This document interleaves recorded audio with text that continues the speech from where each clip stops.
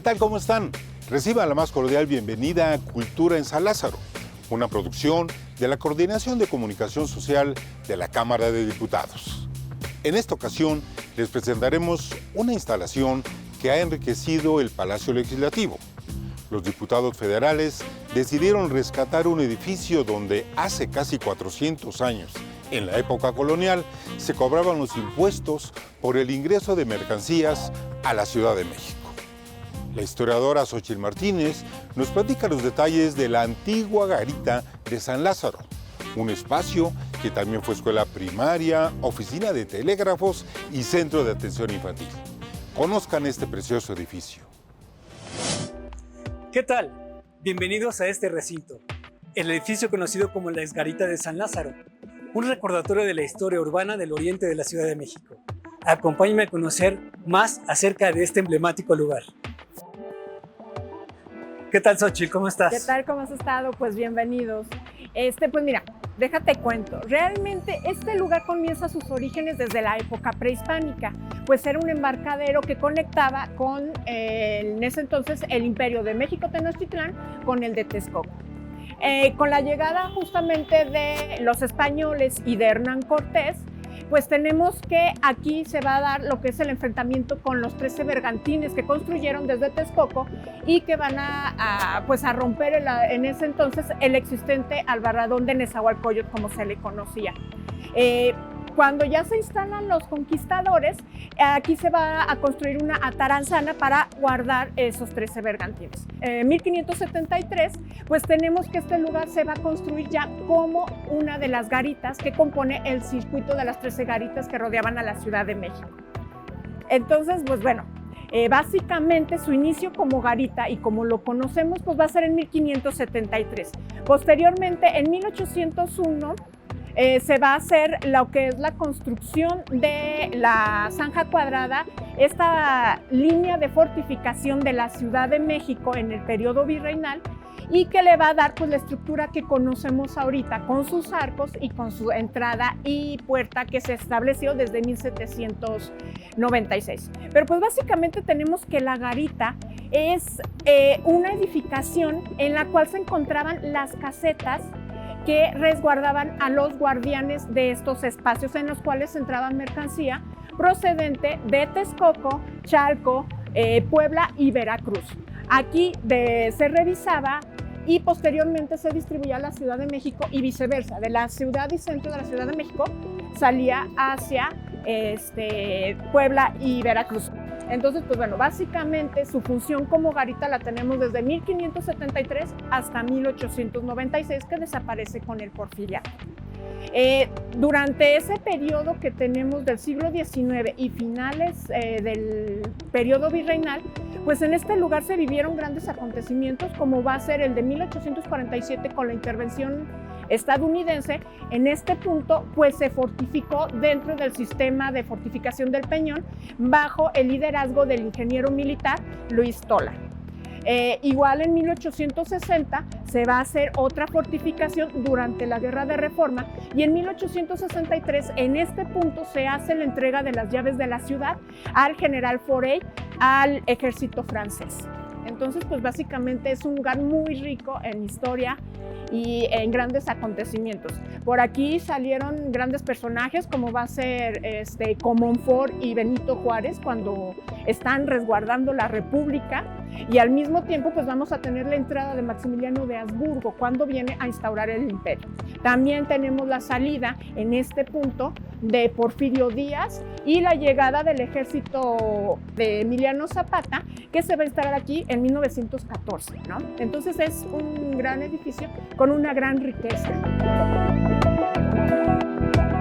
Pues bueno, como te comentaba, César, ya aquí en el contexto del Salón de la Democracia, pues te comento que tenemos varios puntos muy interesantes con respecto a este lugar geográfico, básicamente. En primer lugar, pues te puedo decir que durante el periodo virreinal eran los límites de la ciudad en ese entonces de la capital virreinal de la Nueva España. Por lo tanto, aquí se establecía lo que era tierra firme y a continuación el lago de Texcoco. De ahí que muchas de las mercancías entraran por vía acuática, al mismo que también tenían los caminos terrestres. Ya tenemos que también es un punto muy curioso y esencial, sobre todo para la revisión y visión geográfica, porque en este lugar, bueno, aparece en las cartas de Nuremberg de 1524, es el primer referente que tenemos de este lugar, y posteriormente en 1856 tenemos que va a ser un punto de referencia para la realización de la Carta Hidrológica de la Ciudad de México. Asimismo, pues bueno, retomando un poco la cuestión de un centro comercial y un centro de recaudación fiscal como eran las alcabalas que se cobraban aquí, pues las mercancías principalmente que entraban a la Ciudad de México por esta vía, pues tenemos que es el maíz, el vinagre, el cacao y por supuesto muchos insumos provenientes de Europa, porque pues era el camino que llegaba de Veracruz hacia la Ciudad de México. Y un punto muy interesante también tenemos que es el control de las ideas, porque también aquí se resguardaba qué libros entraban y cuáles no, porque había mucho control con respecto a la entrada de libros prohibidos. Entonces, al ser también un punto de recaudación fiscal, tenemos que había mucho contrabando. Entonces, de ahí que las garitas, como un referente, digamos, todavía de los reductos de las antiguas visiones del medievo, pues las garitas se cerraban en la noche y se abrían en la mañana. De ahí que también sus compuertas por parte del agua se mantuvieran cerradas para evitar que entraran canoas de manera ilegal. Entonces es un elemento muy interesante y que se mantuvo pues prácticamente durante la historia tanto virreinal como del siglo XIX, pues hasta su desaparición con el Porfiriato. De ahí que este lugar se cambiara a otros usos como va a ser del de telégrafos y posteriormente una escuela primaria. Y pues bueno, básicamente es lo que te puedo hablar a grandes rasgos de este espacio ya, como propiamente va a ser la garita. Pues muy interesante lo que me platicas, pero hoy en día, ¿para qué se utiliza, por ejemplo, esta mesa? Sí, bueno, sí, efectivamente, este espacio el cual estamos ahorita aquí ubicados, pues corresponde para las reuniones de la Junta de Coordinación Política de la Cámara de Diputados. Pero bueno, si gustas, te muestro otros espacios que comprenden la garita de San Lázaro. Sígueme, ok, vamos. Pues bien, César, aquí nos encontramos ya propiamente en el Salón de las Águilas, en la cual se encuentra la colección Alas de Talavera, en la que se albergan 42 representaciones iconográficas del águila mexicana. Okay. En estas representaciones, la más antigua corresponde al año de 500 antes de nuestra era, la cual se ubica propiamente en el Museo de la Quemada en Zacatecas, que es una imagen iconográfica que se encuentra grabada en un recipiente de cerámica. Posteriormente tenemos otras representaciones muy ilustrativas de lo que ha sido el símbolo mexicano que se encuentra propiamente en nuestro escudo nacional. Esta hace alusión a lo que va a ser el mito de la fundación de México Tenochtitlán. Por mencionarte algunos ejemplos, por ejemplo, tenemos la representación de 1824, que es la primera representación del México independiente. Posteriormente, vamos a encontrar lo que son las representaciones del águila porfiriana, el águila juarista, y por último tenemos la de 1982, que corresponde a la que está vigente y que se encuentra en el frontispicio de la Cámara de Diputados.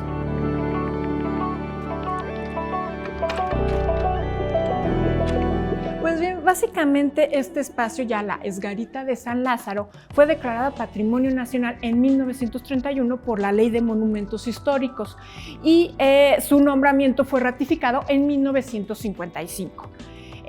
Va a formar parte de lo que es la Secretaría de Obras Públicas en la década de los 70 y ya para 1981 se va a declarar como parte del patrimonio monumental de la Cámara de Diputados, que en ese entonces empezaba a construirse el Palacio Legislativo de San Lázaro. De ahí que todavía continúe con este nombre de San Lázaro. Posteriormente, en 1984, se va a rehabilitar este espacio, después de que fue escuela, después de que fue pues una oficina de telégrafos y al desaparecer ya propiamente el ferrocarril. Este espacio se va a ocupar hasta el 2010, que ya posteriormente los niños son trasladados al interior de la Cámara y se va a quedar inhabilitado. En 2011 sufre una pues un percance, un incendio que pues va a ser como que el eterno presagio de que siempre los incendios persiguen a la Cámara de Diputados. Y pues bueno, aquí al darse un incendio queda inhabilitado este espacio y van a comenzar los procesos de reconstrucción y de rehabilitación a partir del 2021-22. Propiamente, ya con la colaboración y la ayuda y, bueno, al mismo tiempo supervisión del INAH, pues comienza un trabajo de rehabilitación de la exgarita de San Lázaro, en la cual pues se vivió en 4 etapas. En un primer momento se va a dar lo que es el espacio de estabilización, había que recuperar lo que son las columnas, había que limpiar todo el inmueble que estaba inservible, sobre todo lo que era el material de madera, y pues había que volverlo a reacondicionar. Posteriormente se va a dar un proceso de rehabilitación en el cual pues se va a medir lo que es el uso del suelo, cómo está la dinámica del suelo, porque sobre todo pues sabemos que es una zona sísmica y puede ser ahí peligrosa, y al mismo tiempo pues empieza a buscarse todo lo que es una investigación propiamente de qué materiales eran los adecuados para aplicarlos en esta rehabilitación. Bueno, pero si te parece bien, los otros 2 procesos que se vivieron de la restauración de la garita, las continuamos en la siguiente sala. Acompaña, vamos. Pues como te venía comentando, con parte de este proceso de restauración que vivió el edificio, pues tenemos que en una de sus etapas se hizo ya propiamente el rescate de la herrería de las ventanas, o bueno, ventanales y puertas, de sus canceles, se les quitó y liberó de óxido y se les puso una patina para conservarlos. Posteriormente y como última etapa pues fue la consolidación, en la cual, como habrán visto a lo largo del recorrido, que tenemos pues son los muebles de madera que se mandaron a hacer exclusivamente para este lugar, igual lo que viene siendo toda la pintura, toda la parte que ayudó pues a que se regresara a su antigua gloria la garita de San Lázaro o exgarita de San Lázaro. Y propiamente en este lugar corresponde a la Sala de las Constituciones, en la cual se usa para espacios de exposiciones temporales de la documentación del archivo de la Cámara de Diputados. Aquí en este lugar verás que tenemos resguardados lo que es documentación y impresos propiamente de 1831 hasta el 2010, y que pues son colecciones básicamente de legislación mexicana, los diario de los debates, diario del Senado y por supuesto el diario oficial de la Federación. Entonces, este espacio pues realmente está pensado para que sea visitado y consultado por los usuarios pues del pueblo mexicano. Entonces, pues bueno, en general pues tenemos que es en lo que consiste, y con las nuevas ideas que se piensa que la garita de San Lázaro pues de nueva cuenta va a retomar sus bríos como un lugar cultural, como un espacio para el desarrollo tanto académico como educativo, que desde un primer momento se pensó en la época prehispánica al ser un lugar dedicado a Quetzalcóatl por ubicarse en el oriente de la Ciudad de México. Pues bueno, César, ¿qué te ha parecido hasta el momento lo que se ha platicado con respecto a la exgarita de San Lázaro? Vaya, muy interesante. Todas las salas que me comentaste están increíbles.